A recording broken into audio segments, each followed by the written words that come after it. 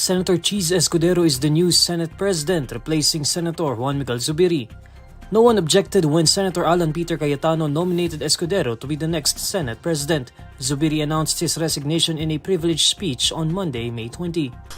Today, I offer my resignation as Senate President of the Republic of the Philippines.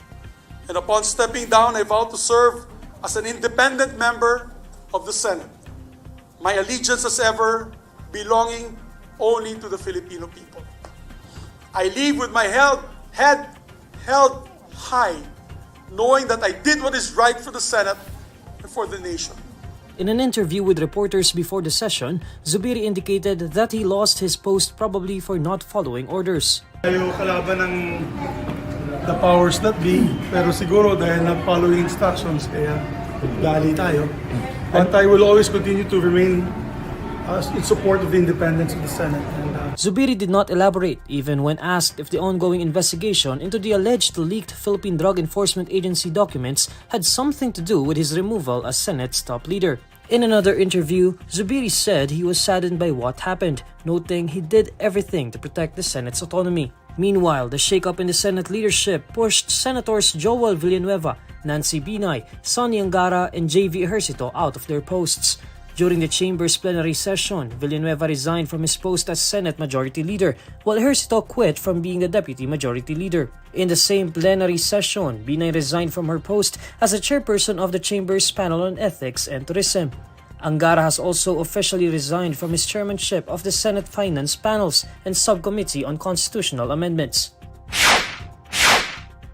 Senators cited former Philippine Drug Enforcement Agency agent Jonathan Morales for contempt and ordered his detention for supposedly continuously lying before the chamber. Senator Jinggoy Estrada made the motion on Monday, May 20, after he supposedly caught Morales in a web of lies. Tinanong ko kanina kung pirma niya ito.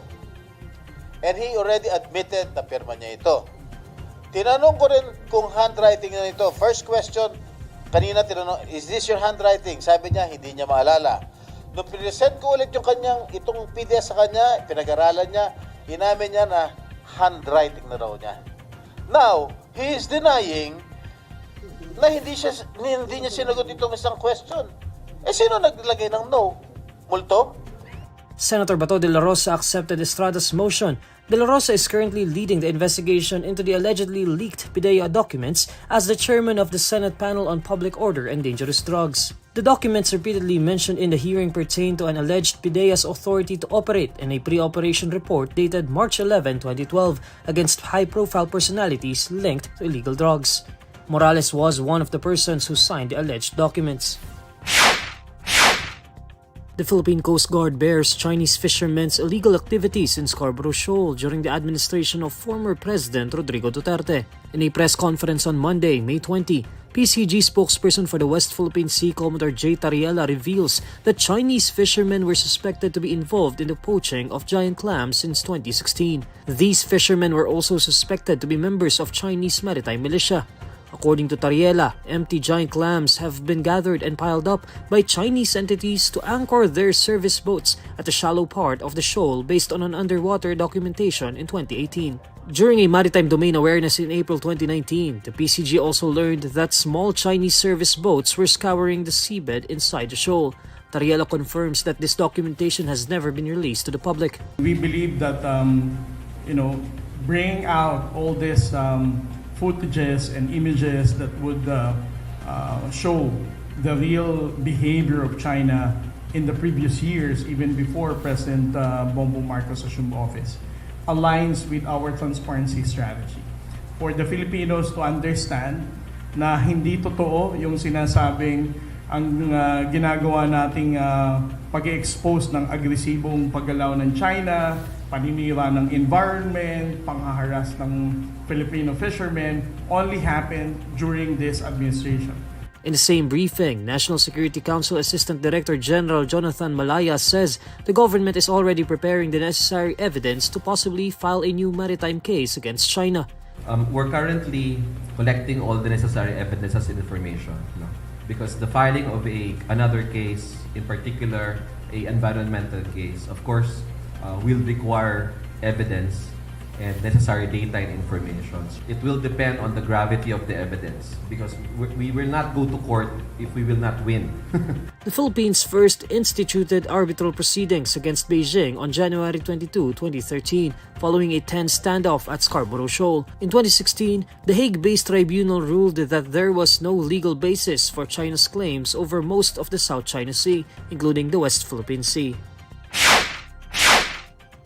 Former President Rodrigo Duterte should be invited to the congressional probe on the gentleman's agreement supposedly brokered to maintain status quo over Ayungin Shoal, as current government officials are not aware of the said deal. ACT Teachers Party List Representative Franz Castro said this on Monday, May 20, during the hearing of the House of Representatives Committee on National Defense and Security and the Committee on the West Philippine Sea, noting that it was Duterte who participated in the crafting of the gentleman's agreement. Aside from Duterte, Castro said a representative from the Chinese embassy should also be present. I will put that in motion, Mr. Chair, that we should invite yung talagang nakipag-secret agreement. Most importantly, former President Duterte, no? Na siya yung nagsalita nito na nagsabi na meron ng previews. Kaya si President Duterte, yung dalawa naman, yung dalawang spokesperson, dahil conflicting yung kanilang hindi natin sila kailangan natin dito si President Duterte na humarap. At saka yung Chinese Embassy, representative ng Chinese Embassy na maalam, Mr. Chair, doon sa agreement. Special Committee on the West Philippine Sea Chairperson Representative Neptali Gonzales II suggested that all resource persons be allowed to state their positions first and reveal any knowledge of the gentleman's agreement before certain individuals are summoned to the House probe. May I suggest, however, that before any motion for that matter be acted upon by the committee, can we first take advantage of the presence of the resource speakers who are here? Number one, are we already in agreement that there is an agreement? Or can we ask them what kind of agreement can bind the government? Because parang tayo na mismo, we are already saying that there is an agreement and yet that is something yet to be established. National Defense Committee Vice Chair Representative Raul Tupas agreed with Gonzales and held Castro's motion in abeyance. Several current officials from the security cluster and the Department of Foreign Affairs were present at the hearing, but all of them have maintained that they are not aware of any gentleman's agreement. Meanwhile, past administration officials, particularly former Executive Secretary Salvador Medialdea, former Defense Secretary Delfin Lorenzana, and former National Security Advisor Hermogenes Esperon Jr. were also invited to the hearing. However, only Medialdea sent a representative and an explanation as to why he could not attend. The House Committee on National Defense and Security and the Committee on the West Philippine Sea began their probe on Monday in response to House Resolution No. 1684 and the privileged speech delivered by One Rider Party List Representative Ramon Rodrigo Gutierrez on the Chinese embassy's alleged interference with local politics.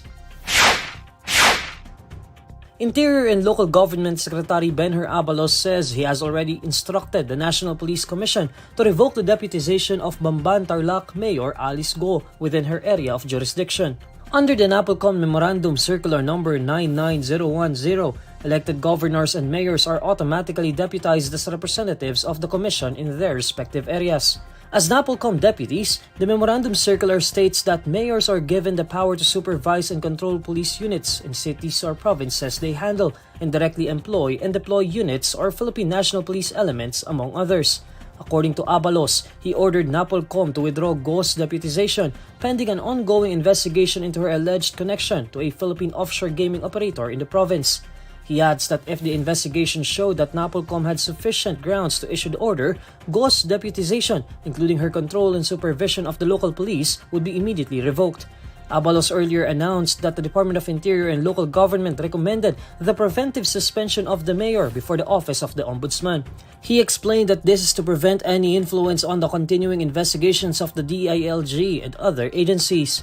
Abalos said the DILG task force created to investigate Go's reported ties to Pogo has already submitted their report containing what it called troubling findings of serious illegal acts which may have severe legal implications.